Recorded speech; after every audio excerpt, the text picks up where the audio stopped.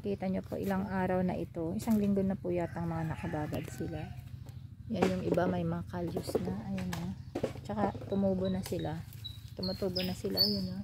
Kasi nga sa dami wala kaming time magtanim. Ngayon. So tumutubo na sila. Ito dahil ito yung pinakamatagal. Tumubo na talaga siya dito. Ayan o. Tumubo na siya talaga.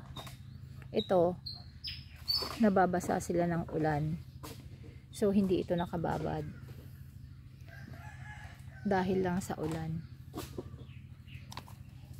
Ayan. Itong mga to, ayan o. Ayan. Basta po hard stem. Kahit pabayaan mo lang siya, at least nababasa. Pag naman hindi nakababad at nagkulang kami ng babaran, ang ginagawa namin, ini-sprayhan namin ng tubig na may anaa. Kaya kung makikita nyo, yan sila oh. Yan. Kaya huwag kayong mag-worry kung matagal na hindi nyo siya may tanim. Tingnan nyo, sa tagal, ayan oh. Nag-ano na sila.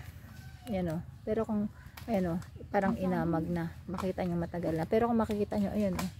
Tumutubo na siya. Ayan. Tumutubo na sila. Ito din oh.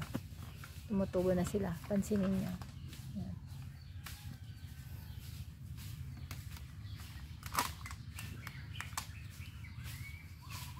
Ayan o, yung may mga kalyos na siya, mayroon na rin siyang shoots. Ganyan sila.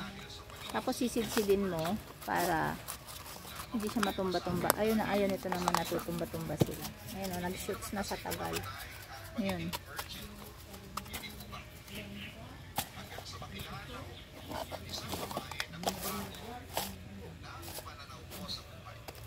Ayan o. Dami nga niyang kalyos eh. Pakita mo nga yung kalyos niya. Ayan o. Katagal na nakababad. Ayan sila.